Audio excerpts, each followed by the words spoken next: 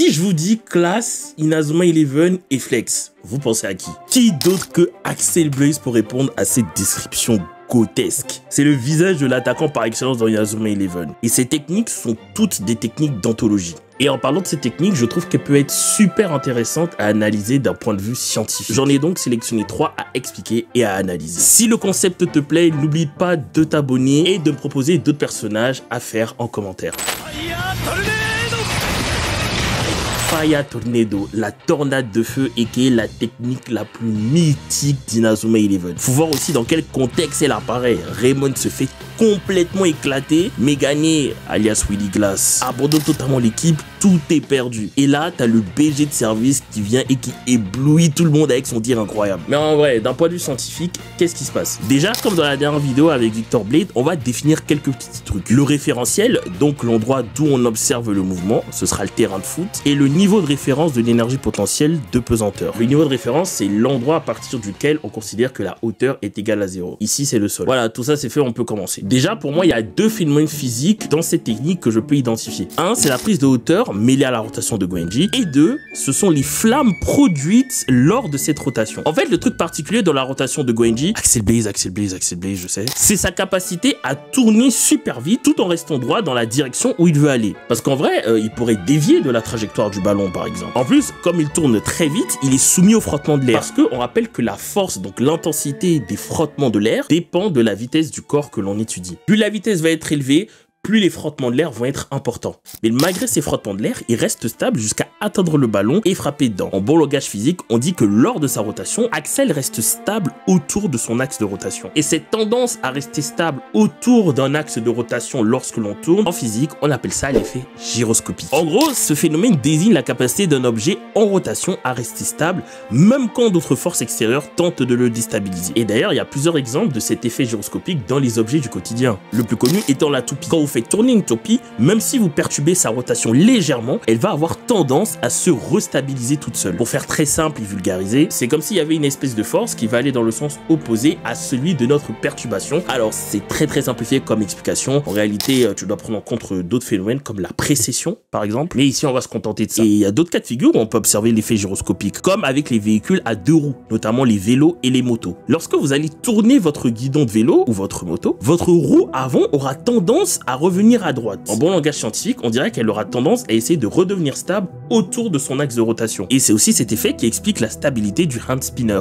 Et là, vous vous posez peut-être une question. Bah, c'est vrai, moi, quand j'apprenais à faire du vélo ou de la moto, quand je tournais mon guidon mal, je finissais par tomber. Donc pourquoi est-ce que dans ces cas-là, l'effet gyroscopique ne m'aidait pas? Eh ben, c'est parce que l'efficacité de cet effet dépend d'une autre grandeur physique, le moment cinétique ou le moment angulaire. Les deux appellations marchent. Et pour être plus précis, il s'agit de la conservation de ce moment cinétique. Encore une fois, on va simplifier, mais il faut retenir que plus la vitesse de rotation va être importante, plus le moment cinétique le sera. Et donc plus l'effet gyroscopique serait efficace pour contrecarrer la force qui essaye de nous déstabiliser. Même si dans le cas du guidon, c'est plutôt ta force qui essaye de déstabiliser la moto, enfin bref, vous avez compris. Donc lorsque vous tournez votre guidon, si vous ne voulez pas tomber, l'astuce c'est soit de faire tourner la roue très vite, comme ça l'effet gyroscopique sera plus important, ou la solution la plus simple quand même, c'est de ne pas exercer une force de déstabilisation trop importante. Donc de pas abuser lorsque vous tournez, vous voyez. Donc si on revient à Goenji, l'équilibre lors de sa rotation est dû au fait qu'il tourne très vite autour de lui-même. En gros, il crée une très forte rotation, ce qui génère un moment cinétique très important qui va lui permettre de rester très stable et de pouvoir frapper le ballon avec une très grande précision aussi. Et du coup, cette précision aussi lui permet de frapper le ballon en lui donnant un maximum de son énergie. D'ailleurs, en parlant d'énergie, il sera intéressant de savoir quelles sont les énergies qui sont présentes ici.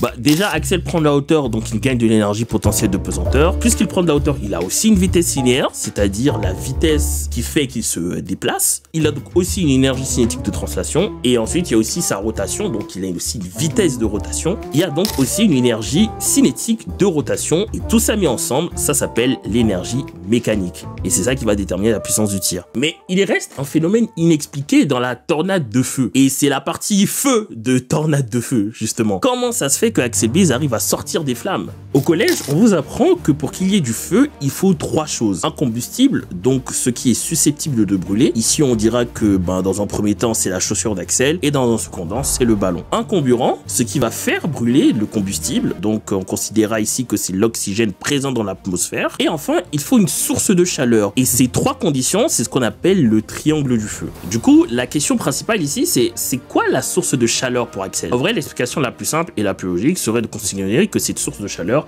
vient de la friction de l'air. En fait, lorsque Axel tourne, il a une très grande vitesse et il produit donc une très grande énergie cinétique. Sauf que Axel, il est soumis aux forces de frottement de l'air. Et ça, c'est une force qui est en opposition à son mouvement et qui va donc le ralentir. Au niveau énergétique, l'énergie générée par la vitesse de Axel au contact des frottements de l'air se convertit en chaleur et c'est cette chaleur qui va compléter notre triangle du feu et donc créer des flammes autour d'Axel. Et c'est ça qui rend les techniques d'Axel si puissantes. C'est le fait que l'énergie qu'il perd dans le mouvement, il la remet dans le ballon sous forme de chaleur et sous forme de flamme, ce qui va donc embêter le gardien. Par contre, déposez votre pied tout de suite. Ça marche en théorie, oui, mais dans la vraie vie, c'est quasiment impossible. Tout simplement parce que l'effet de la friction de l'air a besoin d'une énorme vitesse pour exister. Une vitesse qui, à l'échelle humaine, est juste quasiment impossible à créer. Pour qu'un humain prenne feu à cause de la friction de l'air, faudrait atteindre des vitesses hypersoniques, soit environ 6000 km/h. C'est impossible. Par contre, il est vraiment possible d'observer ce phénomène de friction de l'air dans la vraie vie. Par exemple, avec les étoiles filantes. Ce sont des fragments de roches spatiales qui rentrent dans notre atmosphère à une très grande vitesse et s'enflamment, ce qui crée cet effet trop stylé.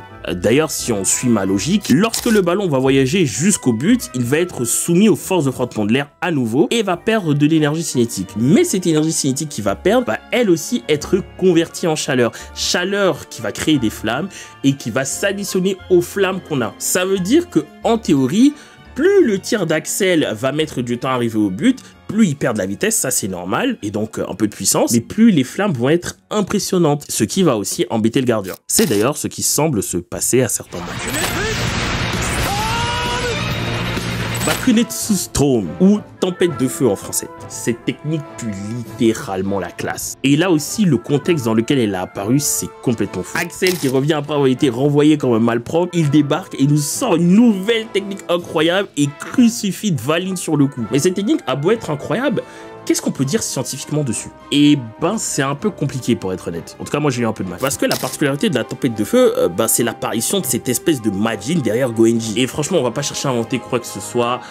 Ici, il y a zéro explication possible. À la limite, on pourrait dire que c'est un Keshin ou esprit guerrier, voilà, comme en français. Et du coup, ce serait une manifestation de la volonté, de l'esprit d'Axel. Mais ici, la science va pas trop nous aider. Ce qu'on va essayer de faire, c'est plutôt étudier ce qui se passe après la manifestation de cet avatar. Et voir aussi qu'est-ce qui différencie cette technique de la tornade de feu. Déjà, ça se voit peut-être pas, vu que quand même ça va assez vite. Mais pendant l'apparition de son avatar, Axel donne de la hauteur au ballon en mettant un coup de pied, ce qui va lui donner une énergie potentielle de pesanteur. Ensuite, l'avatar d'Axel va lui permettre de prendre de la hauteur en le lançant en l'air. Cet avatar a logiquement plus de force que Axel, donc il va lui donner une vitesse linéaire bien plus importante qu'au départ. Et la vitesse de départ d'Axel est tellement importante que l'effet de friction de l'air qui va créer les flammes est non seulement beaucoup plus important qu'avec la tornade de feu, mais cet effet est quasiment instantané. Et ça nous donne une petite idée sur sa vitesse de départ. Une météorite qui rentre dans l'atmosphère et qui prend feu à minimum une vitesse de 11 km par seconde. J'ai pas dit km/h, j'ai dit km par seconde. Et pour un humain, on a vu tout à l'heure que c'est une vitesse d'à peu près 6000 km/h, soit Mach 5. Pour ceux qui ne savent pas, en fait, Mach 1, ça correspond à la vitesse du son. Donc quand on dit Mach 5, ça veut dire 5 fois la vitesse du son. C'est énorme.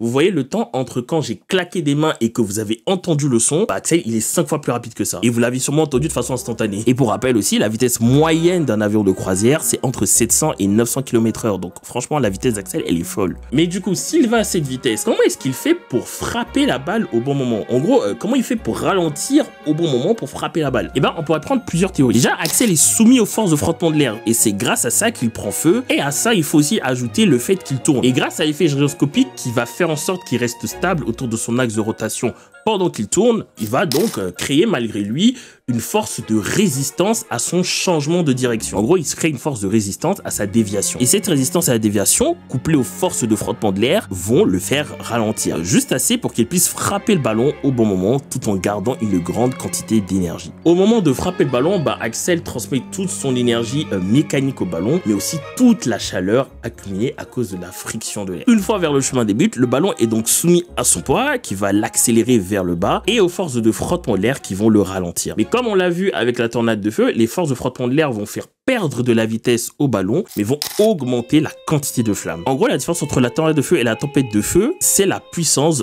donnée par l'avatar de Goenji. Cette puissance qui va lui donner une plus grande vitesse et donc va lui faire générer plus de flammes. Fire Tornado Double Drive. La fulgurante double tornade de feu, c'est une technique qu'on a vu exécutée par Victor et Arion. Mais à la base, on nous dit bien que c'est une technique d'Axel. En écrivant cette vidéo, je voulais plutôt analyser la technique d'Axel Last Resort, celle qu'il utilise dans Inazuma Eleven Orion. Mais j'ai essayé et cette technique est beaucoup trop fantaisiste pour lui trouver un sens scientifique. À première vue, la fulgurante double tornade de feu ressemble pas mal à une tornade de feu classique, mais exécutée à deux. Mais quand on commence l'analyse, on voit que les deux techniques sont quand même assez différentes. Déjà par rapport à la tornade de feu classique où Axel, grâce à l'effet gyroscopique, reste droit autour de son axe de rotation. Dans la double tornade de feu, Arion et Victor intervertissent leur position et leur axe de rotation n'est donc pas stable. Ça veut dire que l'effet gyroscopique à ce moment-là ne s'applique pas et que le moment cinétique d'Arion et de Victor ne se conserve pas. Si on se fie à la formule, pour ne pas que le moment cinétique se conserve, il faut que la vitesse de rotation ne soit pas constante. En gros, au moment de changer de position, une des solutions serait d'accélérer leur rotation dans un sens opposé. Donc en gros, à ce moment précis, ils doivent juste tourner plus vite. Et ça, c'est super important parce que cette accélération de la rotation qui va entraîner ce changement de position va aussi augmenter leur énergie cinétique. Bah oui, puisqu'ils tournent plus vite. Et aussi un peu l'énergie potentielle de pesanteur parce que ils prennent un peu de hauteur. Mais puisque sa vitesse de rotation augmente, l'effet de friction aussi sera plus important. Et il y aura donc beaucoup plus de flammes qu'avec la tornade de feu classique. Et tous les effets que j'ai décrits sont en plus multipliés par 2 parce que c'est l'énergie de Arion et l'énergie de Victor ensemble. Mais attention, si jamais Arion et Victor ne sont pas parfaitement synchronisés, la technique ne fonctionnera pas. Par exemple, si Arion et Victor frappent le ballon dans des directions opposées, par exemple, celui-ci va dévier de sa trajectoire et en plus sera moins puissant. Et ça, on le comprend avec de la géométrie vectorielle de niveau seconde, hein, c'est pas compliqué. Et si l'un frappe plus vite, l'apport de puissance de l'autre sera moindre puisque la balle aura déjà de l'avance. Bref, la fulgurante double tornade de feu, c'est une technique surpuissante, mais qui exige une synchronisation et une symbiose parfaite entre les deux tireurs. Voilà, j'espère que cette vidéo vous a plu. J'ai essayé d'être le plus synthétique possible. Si jamais vous n'êtes pas d'accord encore une fois ou que vous pensez qu'il y a des erreurs, voilà, enfin juste débattez en commentaire, moi j'ai aucun problème avec ça. D'ailleurs, dites-moi en commentaire d'autres personnages que vous voudrez que je fasse analyser scientifiquement, pas obligé que ce soit des gars d'Inazuma Eleven. Et n'oubliez pas que j'ai sorti une vidéo sur Victor Blade dernièrement, donc je vous invite à aller la voir. Si vous ne l'avez pas vue, elle sera en fin de vidéo.